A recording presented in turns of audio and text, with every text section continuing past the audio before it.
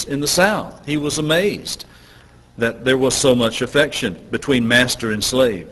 He noted the fact that he found slaves better fed, he said, than a large part of the laboring class of Europe. He said there were no whips or chains or gross mistreatment. Now, he didn't see everything, but that was his observation. As far as he saw, he didn't see the kind of mistreatment that he had been led to expect. To Lyell, slavery was a rather mild institution, though he felt very uneconomical and inefficient. Now, this view was confirmed by many others, including fellow Britisher, the Earl of Carlisle, James Strickland, and by American Northerner, Frederick Law Olmsted, who was staunchly anti-slavery and very much prejudiced against the South. But this testimony was ignored in favor of abolitionist rant. The people of the North in the 19th century ignored facts in favor of emotionalism.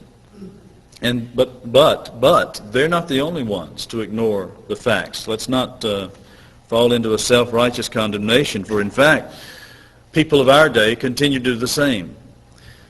One of the most ignored documents in the Library of Congress, and I assure you, to say this is to say a great deal, because there are many, many ignored and obscure documents in the Library of Congress, especially today. In fact, when I called the Library of Congress and asked about this, the person that I talked to was supposedly one of the assistant librarians up there, had never heard of what I was asking.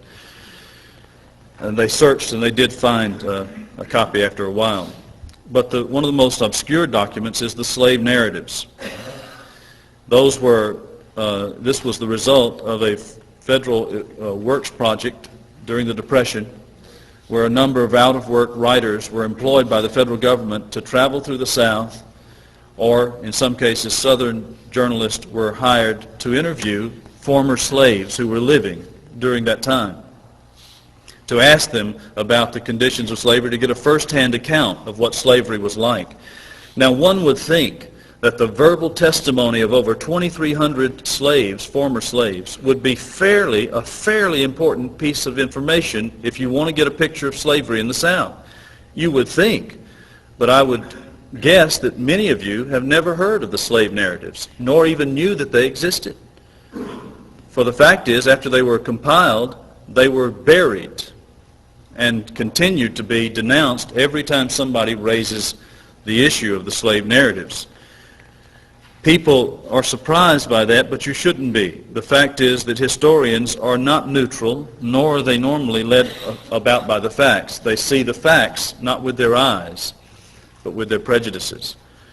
And so the slave narratives have had very little effect upon modern historiography of this period, and the reason is because consistently the narratives portray an amazingly, to our modern eyes, an amazingly benign picture of Southern plantation life.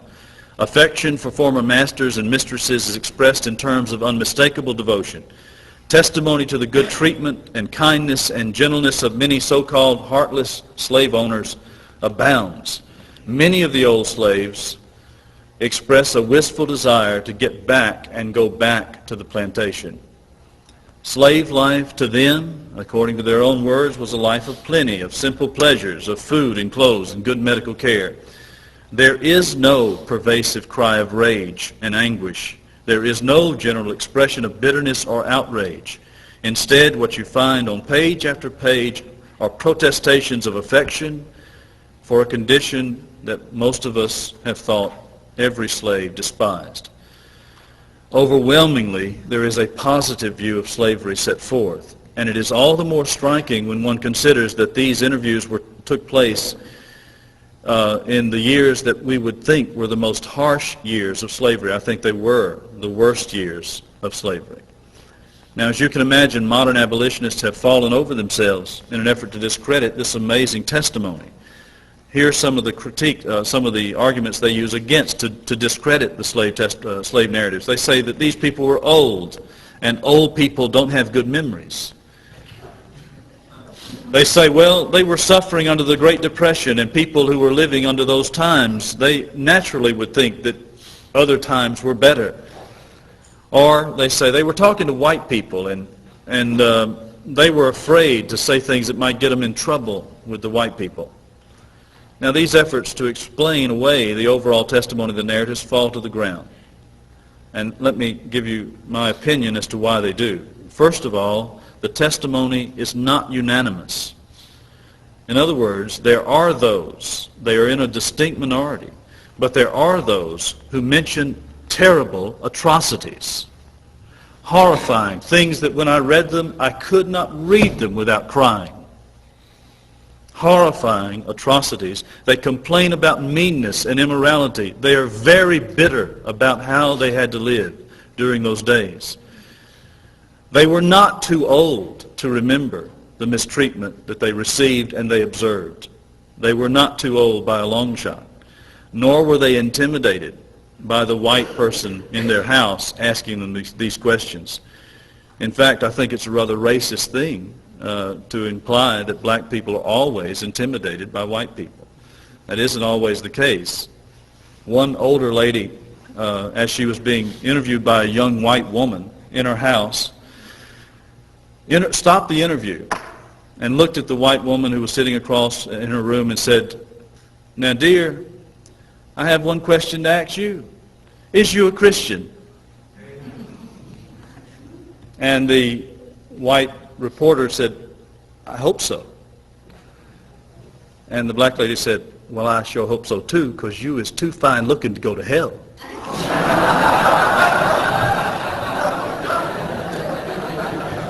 I dare say she was not intimidated by the presence of this woman. And there is wonderful candidness in these things many times. Now, were they sometimes exaggerated? No doubt about it. They describe sometimes scenes that they don't happen in this life, some of the things.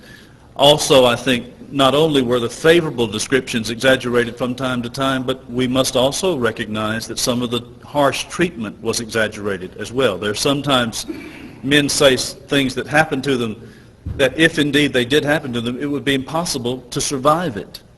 They describe such horrible things that just simply couldn't be true. So you do have exaggerations. You do have misrepresentation. You do have lies in there. You would in any kind of document like that. The question is that the character of these narratives?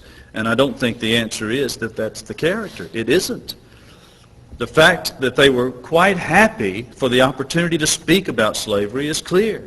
Their testimony, that is, this contrary testimony, the testimony of the negative side of slavery, I think, gives a legitimacy and an authenticity to the narratives that they might lack otherwise. There was mistreatment. There were atrocities. There was a great deal of wickedness on the part of some. But as the narratives make plain, these were a distinct and a very small minority.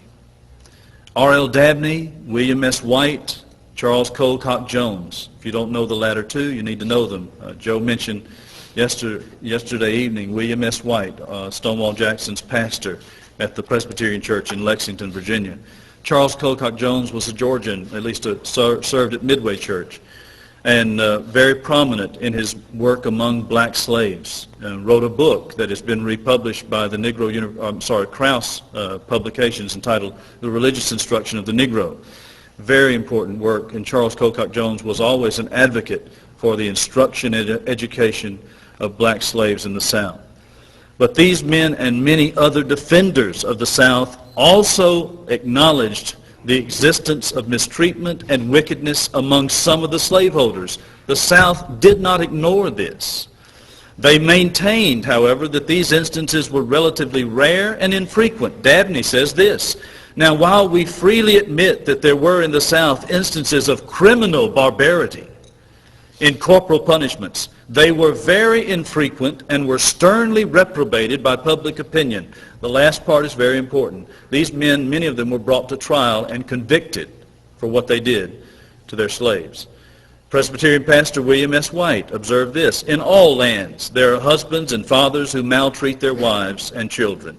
So there are masters among us who maltreat their slaves. But the prevailing spirit is one of great kindness, showing itself in innumerable ways. Their mutual dependence begets a mutual attachment. I could fill volumes with incidents occurring under my eyes, illustrating this statement. But," he says, this is in his book, his autobiography. But he says, I write this for my own people, especially my own children, and not for the abolitionists. Now you see, this judgment is confirmed and has been confirmed in a most powerful way in a rather recent publication that again has been buried by the modern academia. It's the publication entitled Time on the Cross. And if you've not read that book, you can't, I'm sorry to say, obtain it now. It's not in print, and it may not ever get back in print unless we reprint it.